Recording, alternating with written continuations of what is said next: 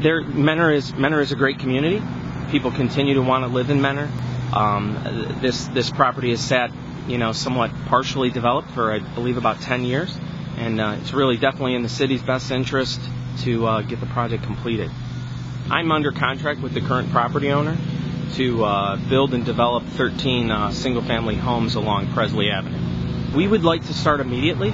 Our goal would be to break ground on our model yet this fall so that we were ready for the spring selling season.